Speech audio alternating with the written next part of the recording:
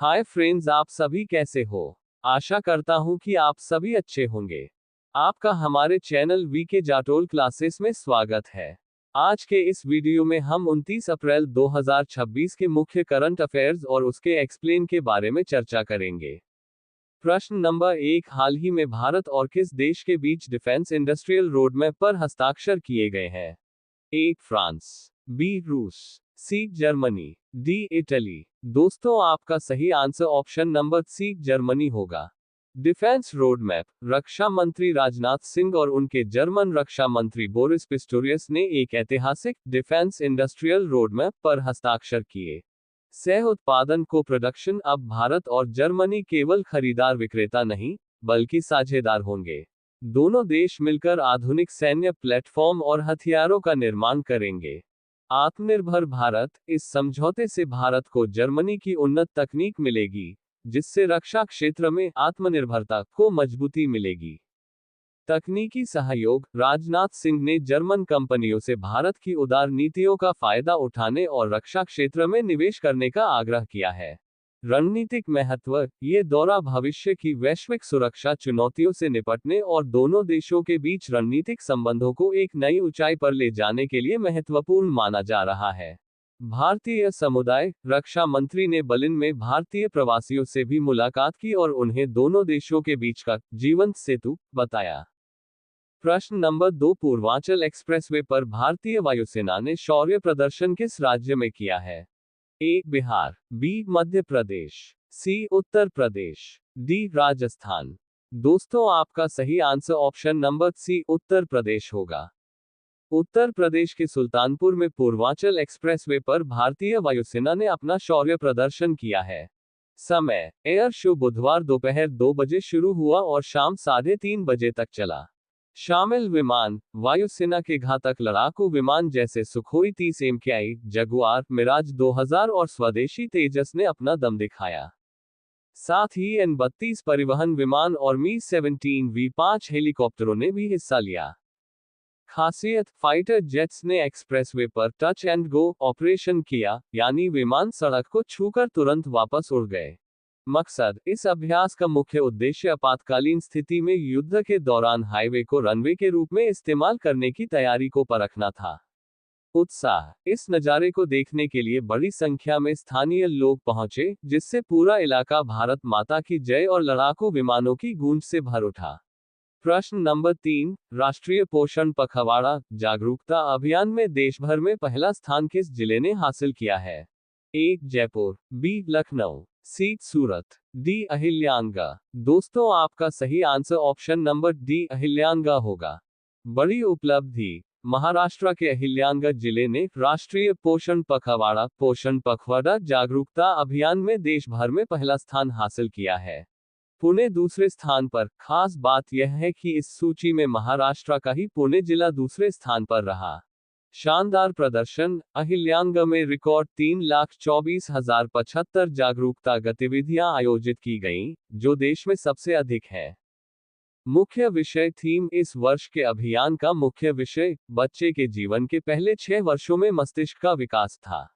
उद्देश्य, इस अभियान का लक्ष्य कुपोषण को मिटाना और पोषण व बचपन की देखभाल को एक जन आंदोलन बनाना है।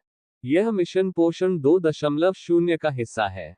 कार्यान्वयन, यह अभियान महाराष्ट्र के महिला एवं बाल विकास विभाग द्वारा जमीनी स्तर पर आंगनवाड़ी केंद्रों के माध्यम से चलाया गया। प्रश्न नंबर 4, धूम्रपान मुक्त पीढ़ी बनाने के लिए कानून किस देश ने पारित किया है? A Britain, B Canada, C Australia, D New Zealand. दोस्तों, आपका सही answer option number A Britain होगा। ब्रिटेन की संसद ने एक नया तंबाकू और vapes bill tobacco and vapes bill pass किया है। इसका मकसद आने वाली पीढ़ी को धूम्रपान की लत से पूरी तरह बचाना है। जन्म तिथि आधारित प्रतिबंध, इस कानून के तहत 1 जनवरी 2009 को या उसके बाद पैदा हुए किसी भी व्यक्ति को सिगरेट या तंबाकू उत्पाद बेचना पूरी तरह से गैरकानूनी होगा। उम्र सीमा हर साल बढ़ेगी, तंबाकू खरीदने की कानूनी उम्र हर साल 1 साल बढ़ जाएगी। इसका मतलब है कि आज के बच्चे जब बड़े होंगे, तब भी वे कानूनी रूप से सिगरेट नहीं खरीद पाएंगे। ये प्रतिबंध उनके लिए स्थायी होगा। वेपिंग और बच्चों पर सख्ती, नए कानून में वेप्स के फ्लेवर, विज्ञापन और पैकेजिंग पर भी सख्त नियम लागू किए गए हैं, ताकि बच्चों को इसकी ओर आकर्षित होने से रोका जा सके।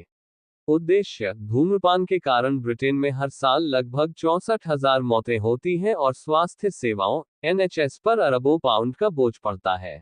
सरकार का लक्ष्य 2040 तक देश को पूरी तरह धूम्रपान मुक्त बनाना है। प्रश्न नंबर 5, UCLA की स्टॉप मीथेन प्रोजेक्ट 2025 रिपोर्ट के अनुसार दुनिया के 25 सबसे बड़े मीथेन प्रदूषकों में भारत के कितने लैंडफिल साइट्स शामिल हैं? A 1, B 2, C 3, D 4। दोस्तों, आपका सही आंसर ऑप्शन नंबर B 2 होगा। प्रश्न number 6, Taimur antiship cruise missile का परीक्षण किस देश ने किया है? A चीन, B तुर्की, C ईरान, D पाकिस्तान। दोस्तों, आपका सही answer option number D Pakistan होगा। सफल परीक्षण: पाकिस्तान ने अपनी स्वदेशी रूप से विकसित तैमूर एंटीशिप क्रूज मिसाइल का सफल परीक्षण किया है। मिसाइल की खूबी: ये हवा से लॉन्च की जाने वाली एयर लॉन्च्ड मिसाइल है, जो समुद्र में लंबी दूरी के लक्ष्यों को सटीकता से नष्ट करने में सक्षम है। हफ्ते में दूसरा परीक्षण: यह पाकिस्तान का एक हफ्ते के भीतर दूसरा बड़ा नौसैनिक मिसाइल परीक्षण है। इससे पहले 16 अप्रैल को एक एंटीशिप बैलिस्टिक मिसाइल का परीक्षण किया गया था। रणनीतिक महत्व: इसका उद्देश्य अरब सागर क्षेत्र में पाकिस्तान की नौसैनिक शक्ति और रक्षा तैयारियों को मजबूत करना है। समय टाइमिंग: ये परीक्षण 22 अप्रैल को किया गया, जो पहलगाम आतंकी हमले की पहली बरसी का दिन था। लक्ष्य: पाकिस्तान के अनुसार यह मिसाइल उसकी मल्टी डायमेंशनल स्ट्राइक क्षमता को बढ़ाएगी और समुद्री सीमाओं की सुरक्षा सुनिश्चित करेगी। प्रश्न नंबर 7, हाल ही में भारत ने प्रत्येक जिले में कम से कम एक रक्त केंद्र स्थापित करने का लक्ष्य किस वर्ष तक निर्धारित किया है? A December 2026, B April 2027, C January 2028, D जुलाई 2029। दोस्तों, आपका सही आंसर ऑप्शन नंबर A दिसंबर 2026 होगा। प्रश्न नंबर 8, स्टोरांथेरा ओरोग्लोसा नामक नई पादप प्रजाति की खोज किस राज्य में हुई है? A Assam, B Sikkim, C Arunachal Pradesh, D Meghalaya. दोस्तों, आपका सही answer option number C Arunachal Pradesh होगा। प्रश्न नंबर 9, तियानगोन स्पेस स्टेशन के लिए अंतरिक्ष यात्री प्रशिक्षण हेतु चीन ने किस देश के 2 नागरिकों को चुना है? A Canada, B Pakistan, C रूस, D ब्राजील। दोस्तों, आपका सही answer option number B Pakistan होगा। बड़ी उपलब्धि: पाकिस्तान अब चीन के अंतरिक्ष मिशन का हिस्सा बनने जा रहा है। पाकिस्तान के अंतरिक्ष यात्री चीन के तियानगोंग स्पेस स्टेशन पर भेजे जाएंगे। साझेदारी: यह मिशन चीन की मानवयुक्त अंतरिक्ष एजेंसी CMSA और पाकिस्तान अंतरिक्ष एजेंसी SUPARCO के बीच हुए समझौते का हिस्सा है। ट्रेनिंग: चीन की मानव अंतरिक्ष एजेंसी ने बताया कि मोहम्मद जीशान अली और खुर्रम दाऊद को रिजर्व अंतरिक्ष यात्री के रूप में चुना गया है। चयनित पाकिस्तानी अंतरिक्ष यात्रियों को चीन में कड़ा प्रशिक्षण ट्रेनिंग दिया जाएगा, जिसमें स्पेसक्राफ्ट संचालन और जीरो ग्रेविटी में रहने के गुर सिखाए जाएंगे। मकसद: इस मिशन का उद्देश्य दोनों देशों के बीच वैज्ञानिक अनुसंधान को बढ़ावा देना और अंतरिक्ष के क्षेत्र में पाकिस्तान की क्षमताओं को मजबूत करना है। महत्व: पाकिस्तान अब उन चुनिंदा देशों की सूची में शामिल होने की राह पर है, जिनके नागरिक अंतरिक्ष की यात्रा करेंगे। ये सहयोग भारत के गगनयान मिशन के बीच क्षेत्र में अंतरिक्ष प्रतिस्पर्धा को भी दर्शाता है। अब ये प्रश्न आप लोगों के लिए। आप सभी लोग इसका आंसर कमेंट बॉक्स में जरूर बताएं। हरित अमोनिया आपूर्ति समझौते के लिए L&T ने किस देश के साथ समझौता किया है?